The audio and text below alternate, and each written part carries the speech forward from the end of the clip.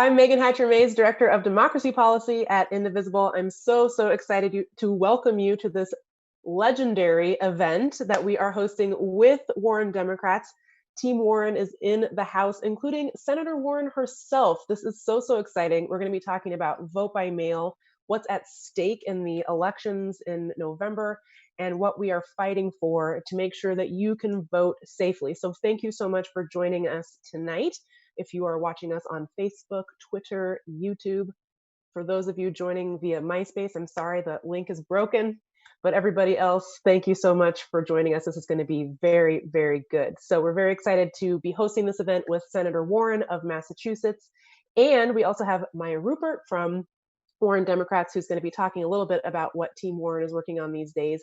And of course, my bosses, Leah and Ezra, the co-founders of Indivisible, are going to be in conversation with Senator Warren a little bit later, once I'm done talking, which should be soon.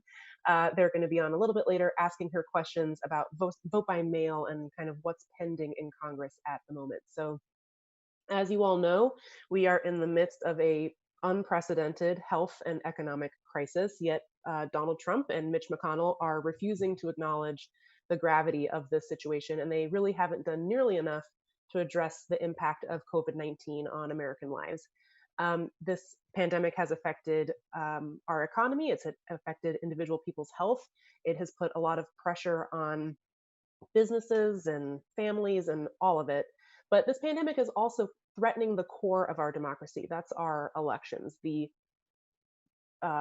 easy administration of elections. This pandemic has really threatened our ability to hold orderly elections.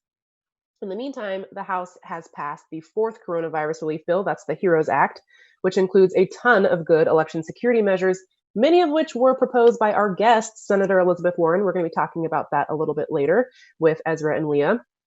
But we know that Senate Republicans are taking advantage of this moment, not to help keep our elections safe, but to shovel more taxpayer money to big corporations, really without any oversight, and to advance their anti-democratic impulses. We all saw what happened in Wisconsin, which is also something we're going to be talking about later tonight. So Republicans are really seemingly indifferent to the human suffering that's unfolding before our eyes. So that's why it's going to be critical for Democrats to use all the leverage they have to demand that the solutions fit this massive problem. We really need to rise to this moment and fight to ensure that the HEROES Act, which has already passed in the House, passes in the Senate without being watered down. So we need that money for election security and all of that stuff. So that's why we've been working so hard to push these reforms in Congress. We are also launching a soapbox campaign where you can make your own video about how important vote by mail is to you. So the link, wherever you're watching, the link will magically appear in the comments. If you're watching Facebook, Twitter, YouTube, it will show up. If you make your own video about vote by mail, by the way, you just might get a call from an unknown number. And Elizabeth Warren just might be on the other line. So check that out, make your video, and good luck to you. We're so happy to be in this fight with Elizabeth Warren, Warren Democrats, Team Warren, who have really been at the forefront of vote by mail and safe elections. So I'm very excited to introduce you to Maya Rupert, who is going to talk a little bit more about what Team Warren has been working on and who she's going to be talking to later tonight on this call. So take it away, Maya. Great. Thank you so much for that introduction, Megan. And thank you, everybody, for joining us to talk about something that is, sort of unbelievably important, but also just, I think, connected to every single thing that folks are thinking about right now and have been talking about right now the last few weeks, the last few months. This is, the strength of our democracy lies at the core of it, right? So obviously, we talk about the coronavirus pandemic in terms of economics and in terms of public health, and it is a huge public, crisis on both of those fronts. But it also represents the potential to genuinely threaten our democracy, and people just should not be forced to choose between voting this November and staying safe from the virus. I feel like right now I can't have a lot of conversations without bringing up a lot of what we've been seeing on the news around the issue of police violence, and folks that are thinking about this. It is staying at the forefront of everybody's minds, and I think it is incredibly important to remember that our ability to holds police officers accountable, our ability to meaningfully advocate to make sure that police officers who violate the Constitution, who enforce this kind of state-sanctioned violence, our ability to actually make sure that there are consequences is directly connected to our ability to vote, our ability to exercise our votes. And we know that when there are efforts to press the vote, that they do tend to hurt communities of color most and first, and that connection is not something we can sort of ignore right now. It is absolutely critical for all elections, but especially when we're seeing some of the things that we're seeing right now, that we talk about voting in terms of putting power back in the hands of communities and making sure that folks can stay safe. So we need expanded access to vote by mail. That includes mailing every single registered voter ballots, safer in-person voting locations, and expanded early voting periods. We really cannot allow opponents to exploit this moment, this crisis, and use it to deny people the right to vote. So on May 21st, Warren Democrats actually launched a campaign to promote safe voting in all 50 states, DC, and Puerto Rico. And our elected officials have the power to make voting safe during this pandemic. And our democracy relies on us holding them accountable. So you can get involved by visiting elizabethwarren.com/democracy. There are a number of actions that you can take right now to make sure that you're sort of participating in this process. And a piece of participating in that process is actually tuning in today and hearing more about the work that's underway. Later in this call, we're going to talk about some of the stuff that is already happening. I know folks are hearing a lot about the work that is happening in Wisconsin. We are very, very lucky to be joined by some of the folks that are trying to make sure that the voices of Wisconsin voters will be heard.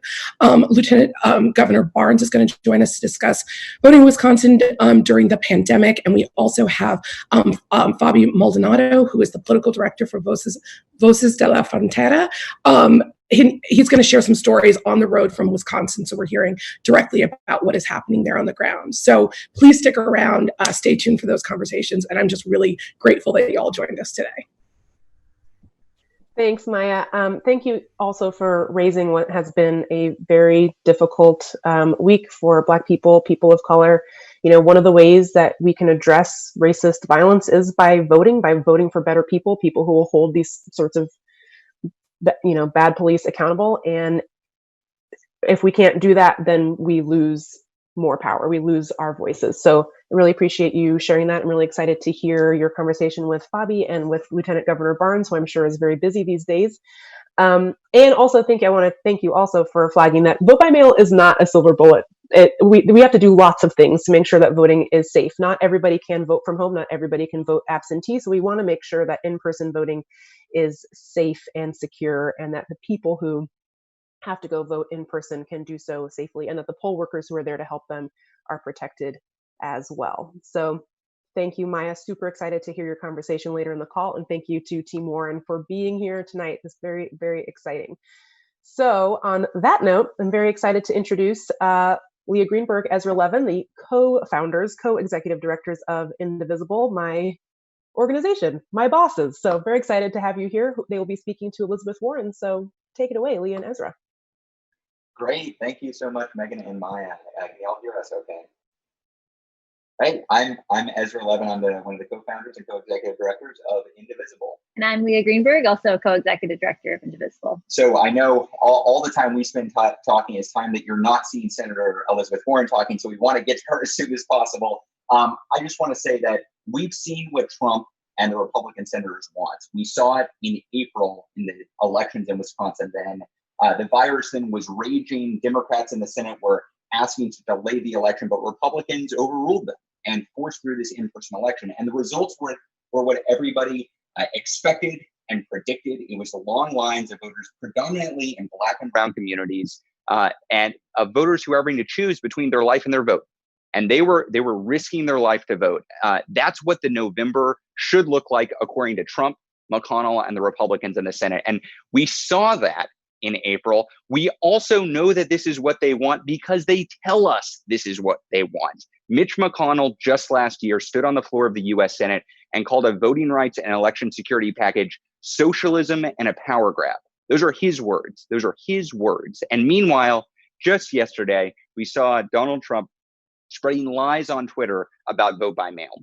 They're not being coy about what they want here. They are being very clear, and we should believe them when they tell us they are going to do everything they can to fight against safeguards for our democracy. So that means we've got to prepare for that fight. So the bottom line is this. Right now, we need Democratic senators to fight as hard for our democracy as Republican senators and Trump are fighting to undermine our democracy. We can't accept maybe sometime in the future, maybe there will be a future opportunity. No, the time is right now. The time is right now. We've got to include safeguards for our democracy in the COVID package. And to be specific, we need vote by mail options across the country. We need in-person early voting.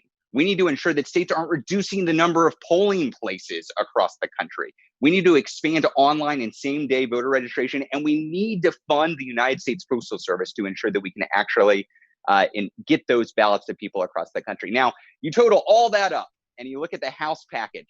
That's $28.6 billion out of a $3 trillion bill. Now, think about what that means. If Congress was spending $100 on COVID instead of $3 trillion, we would be asking for less than 1 penny for democracy. That's what we're asking for. Now, look, I don't think Mitch McConnell or Donald Trump is going to offer up 1 penny for a democracy. They're going to do it if we make them do it. And so that's why we're so excited to be talking today with Senator Elizabeth Warren. I'll pass it on to Leah. That's right. We are so glad to be welcoming Senator Elizabeth Warren tonight because in the face of this pandemic, there is no stronger fighter for democracy than Senator Warren. Senator Warren knows very personally the toll that this pandemic has taken.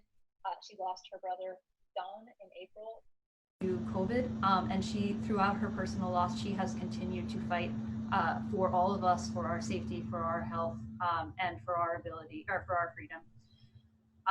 Senator Warren has been a leader in coming up with the plans that needed to safeguard our elections in November.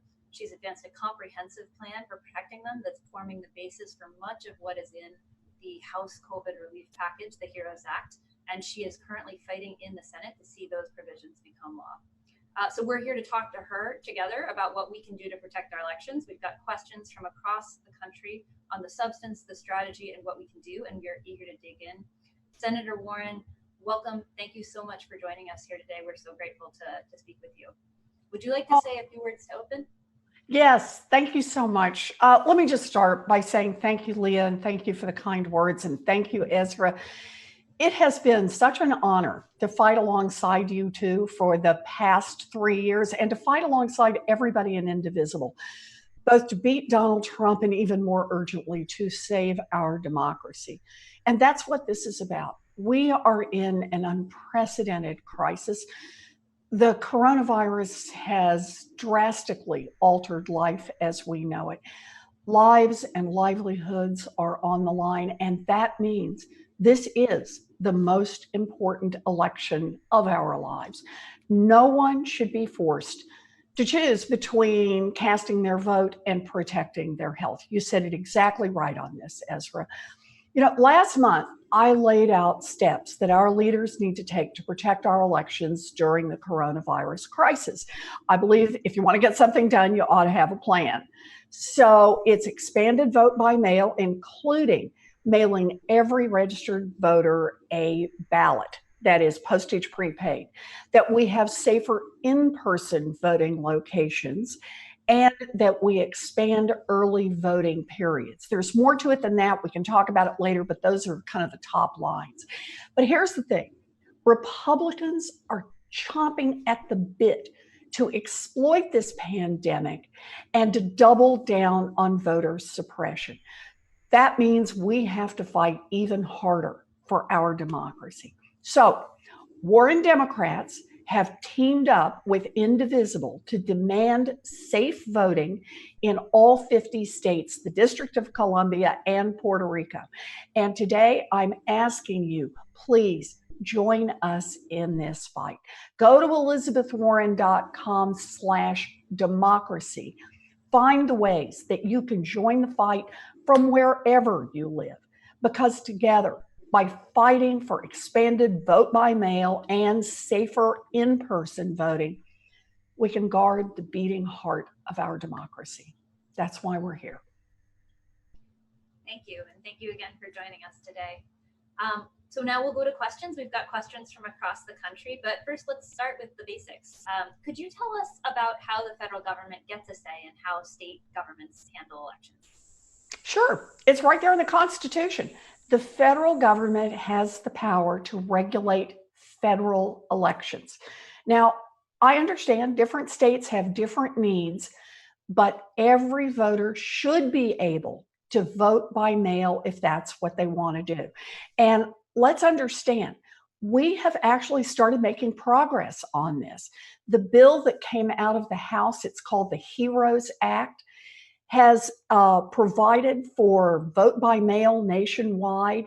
We should make sure that those provisions are carried through into the final bill.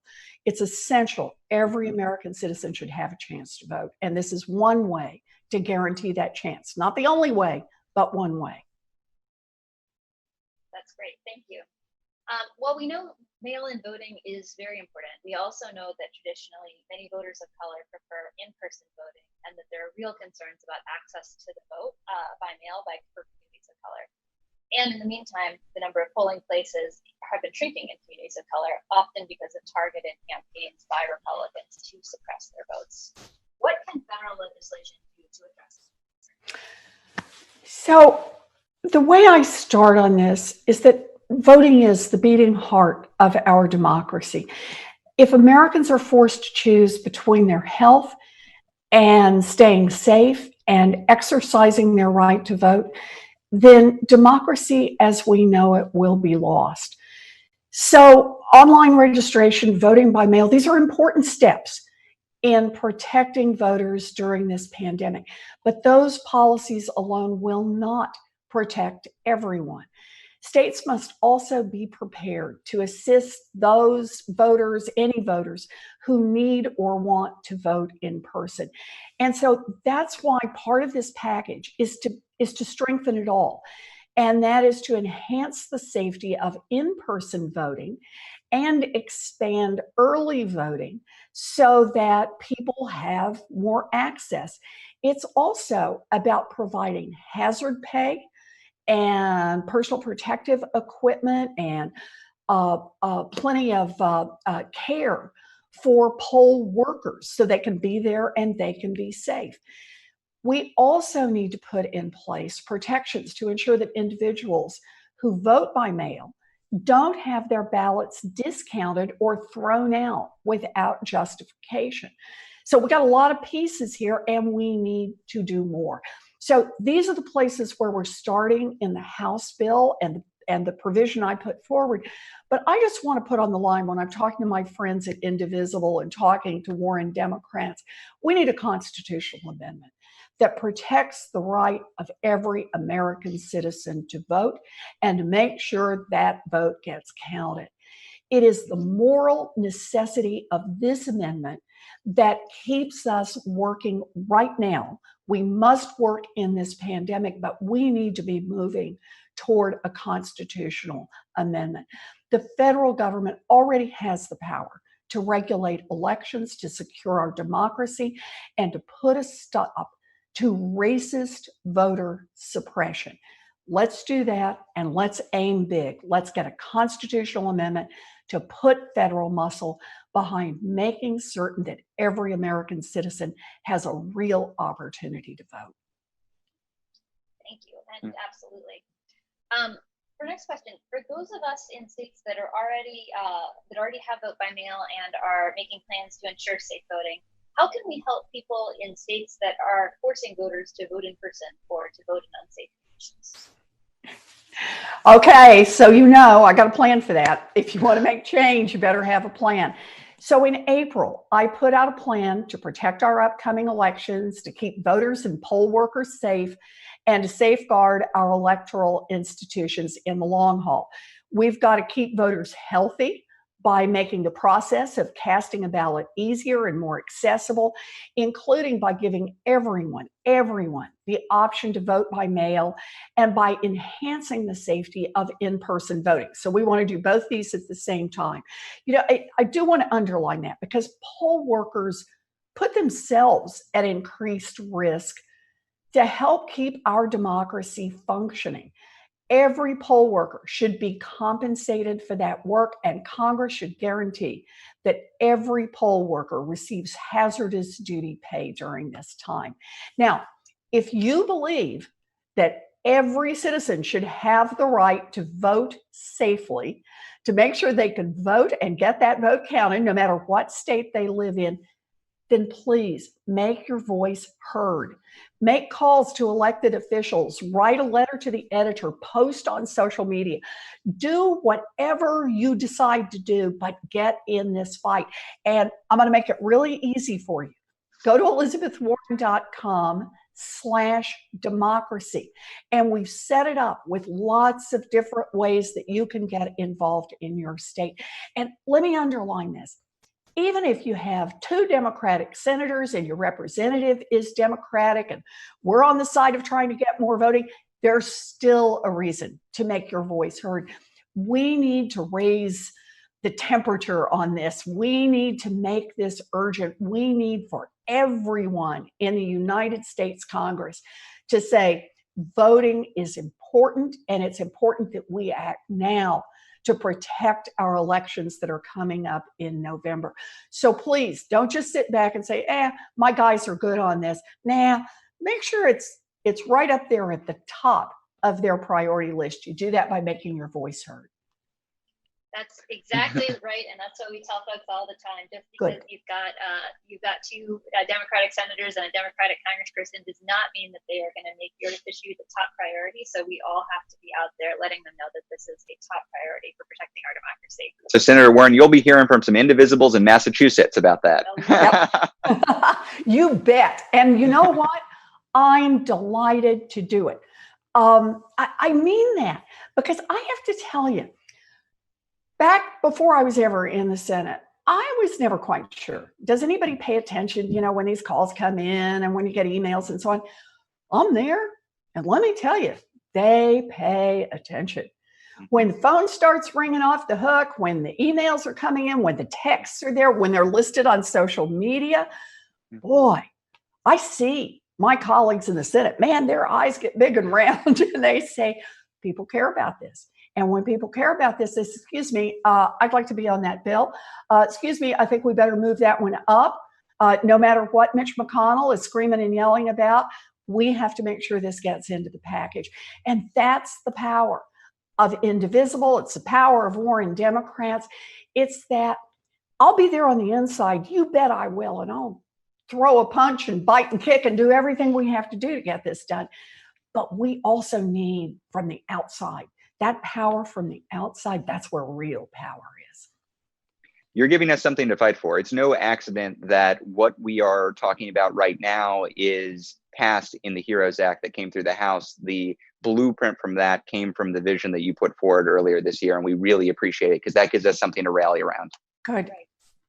That's right. And now for a topic that's close to Indivisible's hearts, the U.S. Postal Service, which is going to be critical to vote by mail and is struggling due to this pandemic, and recently had a Trump crony appointed to be Postmaster General. How can we make sure the post office is protected despite the hostility of the Trump administration? So this issue around the post office is really important. The Postal Service is expected to lose billions of dollars in revenue because of the coronavirus outbreak. So instead of trying to help the post office, Donald Trump has threatened to veto any stimulus package that includes help for the post office. Look, we know what's going on here. Trump and the Republicans want to privatize the post office. We cannot let them use this pandemic to further cripple the Postal Service.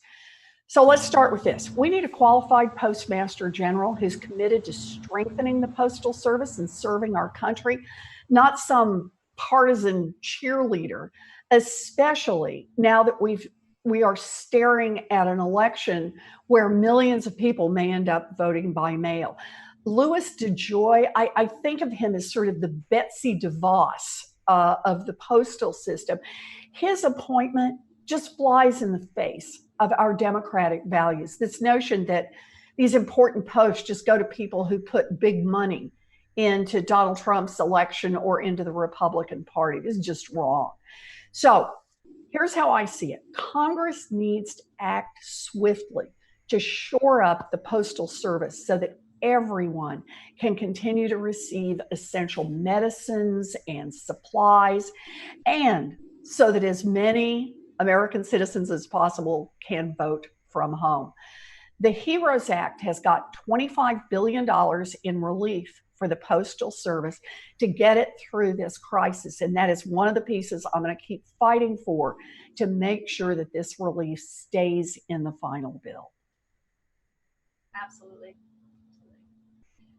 And for our last question, now that we are in a world where so much of our activity is virtual, what ways are there to rally public support for protecting elections? And looking forward to Election Day, for those of us who were looking forward to canvassing and campaigning, what's the most effective way to channel that energy and enthusiasm? So it's a wonderful question. I know this crisis has made it really hard, but it also shows us that the fight for justice across our basic systems is needed now more than ever. Just because we're being safe doesn't mean we have to be silent. So this is the moment. Make your voices heard. Share your stories and your values that you're fighting for on social media. Get out there and talk about what's going on, why you're in this fight, what you're fighting for. Because now more than ever, we've got to elect leaders who believe in putting people first. So if you can, volunteer for candidates. Get out there and offer to do a little, offer to do a lot, whatever it is that you can do. They desperately need help reaching voters. You can do it by calling, you can do it by texting, you can do it by talking to your family and your friends and your neighbors about why it's so important to vote in November.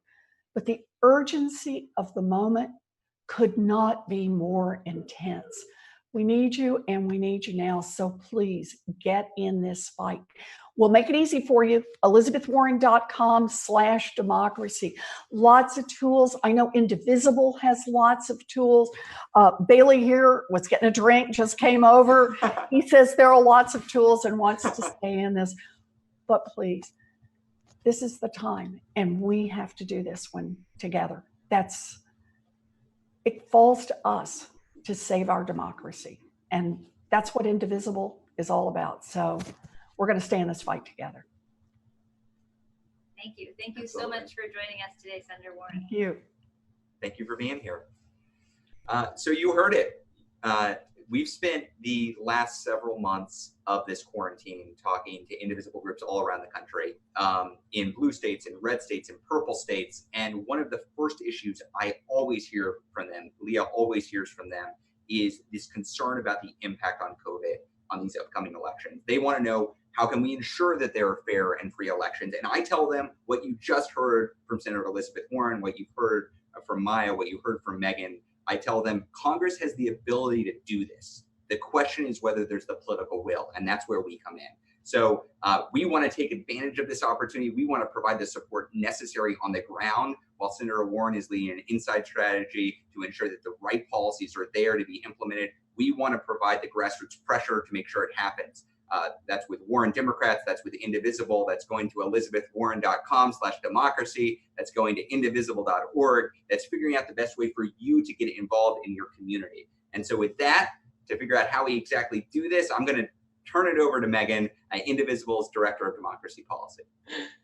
Thank you so much. And thank you so much, Senator Warren, for joining us. That was incredible. Of course, she has a plan to solve all of these problems. That's no surprise. Thank you to Bailey for making a little cameo on the call. I really appreciate that.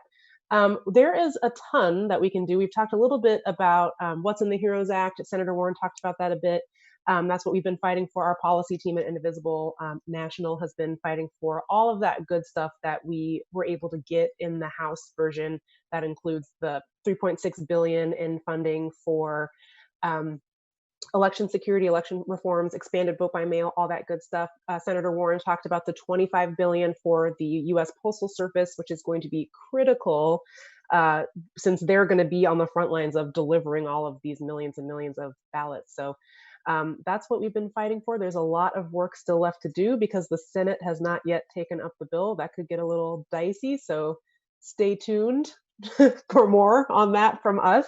So thank you again for joining us, whether you're on Facebook, Twitter, YouTube. I hope you enjoyed that conversation between Leah and Ezra of Indivisible, your friendly neighborhood nationwide grassroots organization, and Senator Warren of Massachusetts. That was very inspiring to me personally. So very excited. Really happy to have you all here. I'm actually going to go ahead and turn it over to Maya Rupert, who talked a little bit at the top about who she's going to be talking to over the next few minutes about what Team Warren is working on as far as ensuring folks have safe access to the ballot. The kerfuffle in Wisconsin, for lack of a better word, earlier, or last month actually. So Maya, take it away. Sure. Thank you so much, Megan. So like I mentioned at the beginning of the call, we want to talk a little bit about the places where these fights are already happening. As we all, sort of look toward November, I think there's a lot we can learn from what is already happening, what we're already seeing, and the incredible people who are already working on these issues. And obviously, Wisconsin really became a battleground for a lot of this. And we are very fortunate to have some folks who have been right in the center of that fight and have really been fighting and making sure that Wisconsin voters are going to be able to be held. And so heard. And so I'm thrilled to welcome Lieutenant Governor Barnes, who just joined us, who has been really at the forefront of this fight to talk to us a little bit today. So first of all, it's wonderful to meet you, Lieutenant Governor, and thank you so much for joining. Yeah, thank you so much for having me. And I know we've exchanged a couple of text messages before. So thank you, Megan, for even talking about it. And kerfuffle, we'll go with kerfuffle. I appreciate the intro. Maya, it's good to see you, Fabi. But there couldn't be a more important time to take proactive measures to ensure that democracy remains the way of the land, as we're seeing firsthand the consequences of elections. And we're also seeing a president who is much more concerned about his poll numbers than saving people's lives. And certain members of our congressional delegation here in Wisconsin, they voted against the only relief package that we've gotten from the federal government. And it's easy for people at a time like this to feel like their voice doesn't matter when leaders are defying the will of the people, but also defying science. And that's how they stay in power. That's how they further entrench the inequity that we see. And we saw the spring election, April 7th, the one that everybody knows about, the one everybody always asks me about. It's like, what do y'all got going on over there? And I wish I had a way to explain it. But we know, this is a result of hyper-partisan gerrymandering. And we also see what happens when the judicial branch acts as a political arm of the legislative branch. And that's what we're getting here in Wisconsin, unfortunately. And we always want to throw in the plug that we should always be cognizant and very conscious that the courts matter. We saw the prioritization of people's fundamental right to vote, or where people want to prioritize their right to vote. Obviously, people want to vote in every election, but people had to put their lives at risk to do it. And, I've repeated it several times that, folks fought and died for the right to vote. Nobody should have to risk their life to go out and vote. People waited in long lines for hours through the rain, through the hail, and even our unjust voter ID laws to boot. And before the election, Governor Evers attempted to delay the April 7th. We were the only state to maintain our same election date. And Governor Evers tried to delay it until June, which was the responsible thing to do. And they didn't care about being responsible stewards of not just democracy, but responsible stewards of folks' lives. And people had their lives put in harm's way because the Supreme Court sided with the Republican-controlled legislature. And it was very stressful. It was not shocking, but it was disappointing because we knew what was going to happen. The writing was on the wall. And you got to think about the people too that were disenfranchised. They're still finding out thousands of folks didn't get a ballot counted. And even our the House Democratic leader in the legislature here in Wisconsin, he didn't get to vote in that election. He didn't receive his ballot on time, and he wasn't going to put his family at risk by going to vote in person. And this is the story for so many other people. People didn't get ballots on time because our elections commission, county clerks were overwhelmed. And so that's why it's important for us to modernize our elections. And these are conversations that everybody here on the call has been having for a long time. We've long sounded the alarm for the need to modernize our election infrastructure, not even, thinking about if a pandemic was on the way or not, because our election should be modernized regardless. This means that, from automatic voter registration to making sure that the person who needs to vote by mail should be able to do so. And our local election authorities should be able to have the capacity to carry out an all mail-in election if needed. And we saw election administrators do as much as they could to keep up with voters and to keep our poll workers safe. And for the most part, they did this without any additional funding. And they will continue to do so for the remaining elections in 2020. Well, you see in the city of Milwaukee, a couple other places across the state where they are going to proactively send out ballots to every registered voter, which is the right way to do things. This is how we should be in the business of increasing voter turnout, not decreasing it. That is how you ensure the most representative democracy possible. And so our administration has asked the Elections Commission to devote some of the $7.3 million in CARES Act funding that they're receiving to reimburse local governments for the spring election costs. And they need this money to become whole, and so that they can start the planning for we have another election. We have the August primary. We vote so much in Wisconsin. We had April election. We had the primary for that in February. Then we had the August primary and the November general. And then we have a special election sprinkled in there as well. And, absentee voting is obviously the safest way for people to vote for the foreseeable future. And that's why we all need to work to make it as accessible as possible. And we're going to do everything that we can do, regardless if there's a pandemic or not. But we need people to plan and prepare. We need folks to start calling on the legislature in their respective states to act, to respond, to see the crisis miles away and come up with a plan to address it when it gets here. Because the last thing we need is to see a disastrous election take place like the one that took place here on April 7th. So folks on the call, I am asking you to get active, get engaged, do everything that you can do, and ask questions. Ask, what are your leaders doing? Ask of your leaders, what are they doing to promote not just open and free democracy, but open and safe democracy.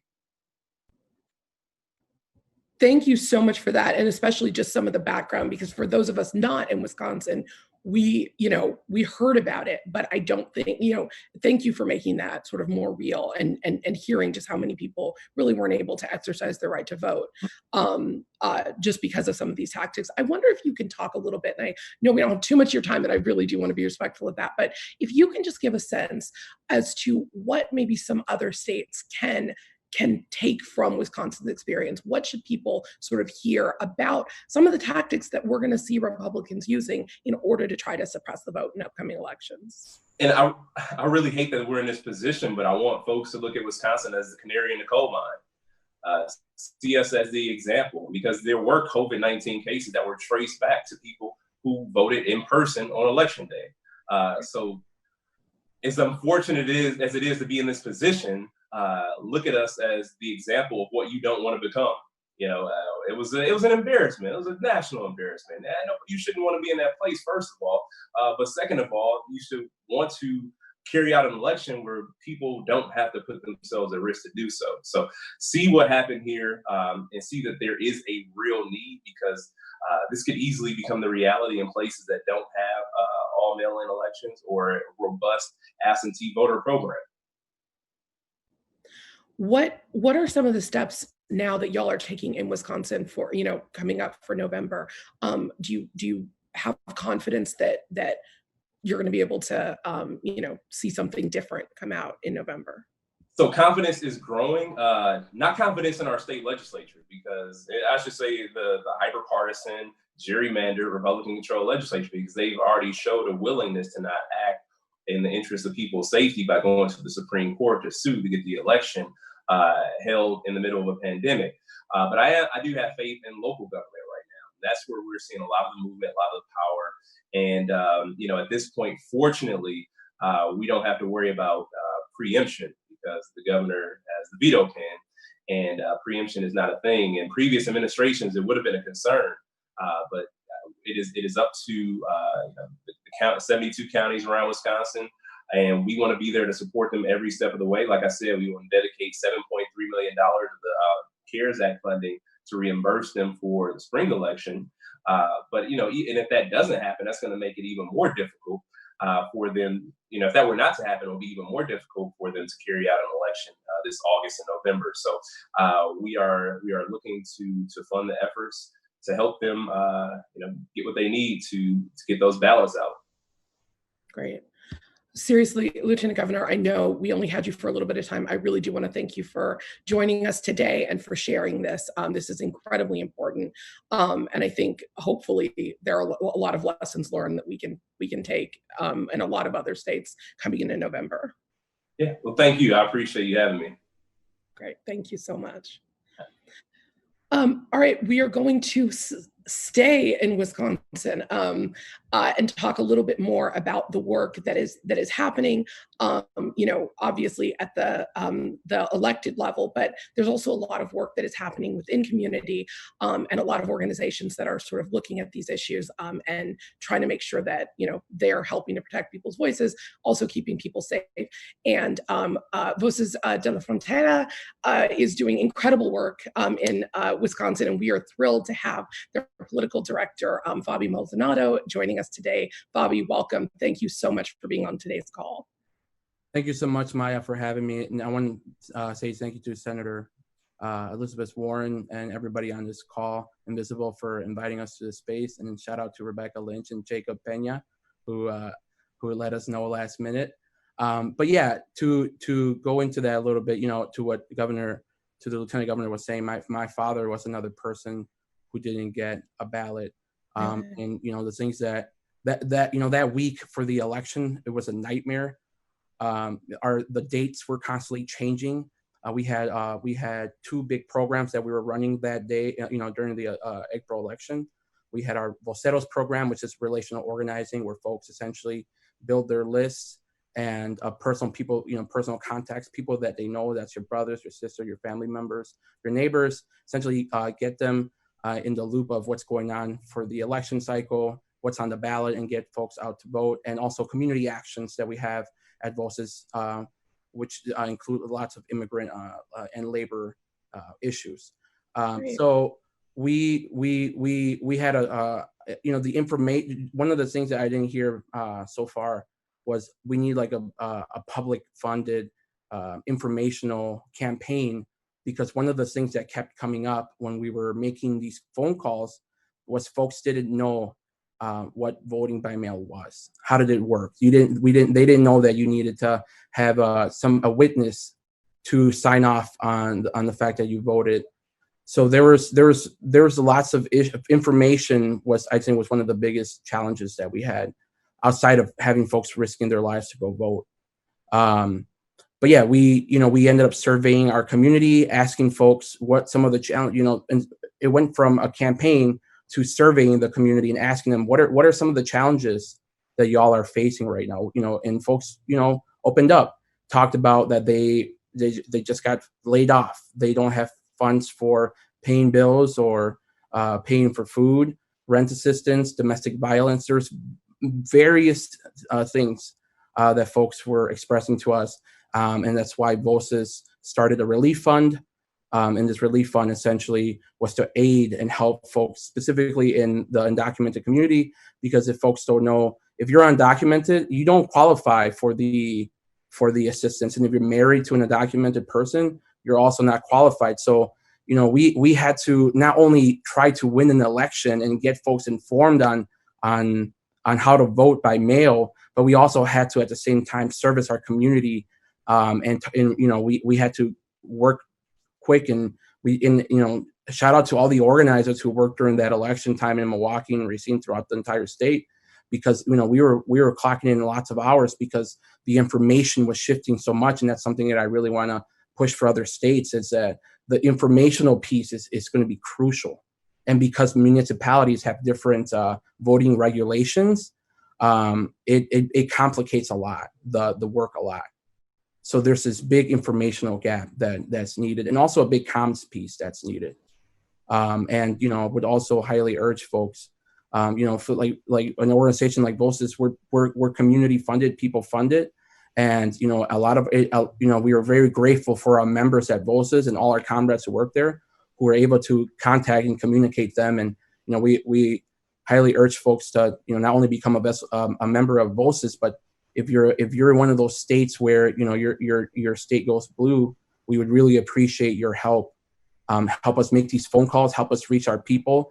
We're targeting districts, Latino wards, Latino districts inside Wisconsin, because we believe, as folks might know, 45,000 votes were blocked because of the voter ID laws, and Trump won by 22,000 votes in 2016. It's a disgrace. They only win when they cheat, those Republican elites. I'm sick and tired of it, and that's why our goal at Voces de Frontera Action is we're trying to build a base of 23,000 people, so we can deliver not only the state, but to make sure that we have a president whose issues align to our values. And we're here, and we're the largest immigrant organization in the state, and we're here. We're ready for the long run, despite the challenges. Seriously, thank you so much. And you just gave us so much with that. I want to lift up a couple of things. First of all, to urge everybody tuning in right now to go to vdlf.org and take a look at the campaigns that Voces has been participating in and launching, that Fabi just highlighted. Specifically, the relief fund is something that folks are able to donate to, correct? People can contribute to that fund. And I think you made a point, and you made it incredibly well, that the challenge here is that these fights are having to happen on more than one front. Yes, we need to get through an election. Yes, we need to make sure that people can vote. But there are so many other, in order to exercise a right to vote, there are so many other needs that people, just basic needs that need to be able to get met in order for people to be able to participate meaningfully in a democracy. Rights are not rights if people can't really exercise them, right? And so I really appreciate the way you're putting that these are all connected, that particularly if folks are undocumented, a lot of these relief programs aren't available. And so making sure that people have access to those basic needs is making sure that they can turn out to the polls, right? Correct. And then you also mentioned membership. If people, again, it's vdlf.org. If people go, you can become members. This is how you all sustain yourselves, right? Correct. We're very dependent on our community. Our community reaches out to us pretty regularly. We have, legal clinics. We have citizenship classes, English and Spanish, training classes, so lesson classes. So, we're very entrenched in our community. Our community, one of the biggest challenges we're having right now, and one of the biggest battles, is that we're, our executive director, Christine Newman Ortiz, has been leading the charge in fighting for protection of workers in places like meat companies, meat plants, and other work environments where there's just basic stuff like 6 feet distancing, wearing a mask, testing people before they go to work. These are just some of the basic fights that we're, it's a heavy lift, because our capacity is only so much. But there's so many organizations, so many areas of work right now where folks are still struggling. Even the Supreme Court unfortunately ruled that it's safe to go back outside, but the reality is it's not. And we need safe working environments, as safe as possible. And it doesn't help that we're fighting tooth and nail for just basic stuff like employers supplying masks for folks to work. So right. It's a big battle, and we're asking folks, if you gotten your stimulus check and you don't need it, please consider donating to our funds, because we're servicing a lot of folks who have no place to go and have no means right now. We'd be very grateful. Thank you so much. Great. Seriously, Fabi, thank you so much for this. And I urge everybody again to go check out the great work that Voces is doing. It's vdlf.org. If folks can take a look and just do what you can, because the work is critical, and so grateful for what y'all are doing. Thank you so much. Great. Well, I do want to be conscious of everybody's time. We said we would get you out of here, and Megan and I are just going to, sort of very quickly conclude with, first of all, just a huge thank you to everybody who joined us today. To tune in to watch. Also, obviously, to all of our speakers, the work that Indivisible is doing. War on Democrats obviously is so grateful to be a partner in this work. We're grateful for your commitment and for your work, and thrilled to have gotten to do this today. So I will just close with, as I mentioned at the top of the call, War on Democrats we are taking action in every single state. And whether you're making calls to your own elected officials or writing letters to the editor of papers in a community, or finding other organizations like VOSIS where you can make your voice heard, even if you don't live in state, and there are ways that you can contribute. We really, really hope that you will get and stay involved. Head on over to elizabethwarren.com/democracy and get involved. There are a lot of different ways that we can make sure that we are holding our elected officials accountable and making sure that they're going to hear from us in every single election. And in order to make sure that happens, they have to hear from us now. So again, thank you so much for joining, and I'm going to turn it back over to Megan. Thanks, Maya. Thank you so much for joining us tonight. Thank you for leading those really, really good and very informative conversations. I want to reiterate what you said. Thank you to all of our speakers, Maya herself, Fabi Maldonado. Thank you so much, and thank you for all the great work that you've been doing. Keep it up. We have your back. Thank you to Lieutenant Governor Barnes, who was really singing my song when he brought up how important the courts are to this fight. So when you're voting this November, remember that the president nominates judges, but the Senate has to confirm them. So even if we get Trump out of office, we need a good Senate to confirm good judges. Republicans pick the kind of judges that make it more difficult for you to vote. So let's maybe not go down that path this November. So thank you, Lieutenant Governor Barnes. Thank you, of course, to Leah and Ezra, co-executive directors of Indivisible. And thank you, last but certainly not least, Senator Elizabeth Warren of Massachusetts, who is really fighting the good fight on expanded vote by mail, safe elections this November. So what we can do to support her is call your senator right now and urge them to vote to pass the HEROES Act, which has already passed the House, without watering it down at all. We need the money for elections. We need that $3.6 billion. We need money for the post office. We need PPE for poll workers and sanitary ways for people to vote in person if they need to do that. So call your senator, keep calling, and make sure that they take up this bill and don't make any additional bad GOP changes. So you can do that. And finally, of course, actually I have two more things, and then seriously, you can go home. Well, you're already home, but you can log off. Two more things. One is, of course, our soapbox video campaign that we're launching. If you go somewhere, the link wherever you're watching this is going to magically appear. Go to that page, make a video about how important vote by mail is to you, and you just might get a call from an unknown number with Elizabeth Warren on the other line. So go ahead and make that video. This is going to be critically important for this November, so we need as many voices as possible talking about how important expanded vote by mail is. So go to our soapbox page and learn how to make your own video.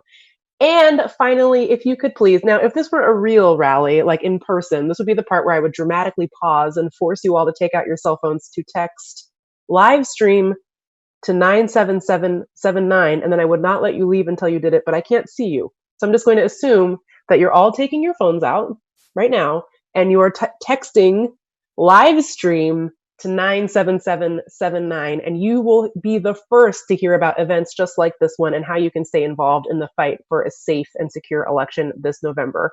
Live stream to 97779. So do that now. So that's it. Thank you so much for joining us. I so appreciate it. Thank you again to all of our speakers. Hang in there, stay in this fight with us, and we will see you very soon for another webinar, I'm sure. So text live stream to 97779 and we'll tell you all about it. I just did it. Bye. Thanks, everybody.